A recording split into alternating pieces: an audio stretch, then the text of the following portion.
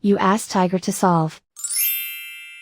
This deals with linear equations with one unknown. The final result is x equals 5. Let's solve it step by step. Simplify the expression. Expand the parentheses. Multiply the coefficients. Simplify the arithmetic. Group like terms. Combine like terms.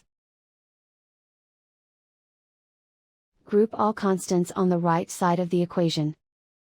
Add 48 to both sides. Simplify the arithmetic.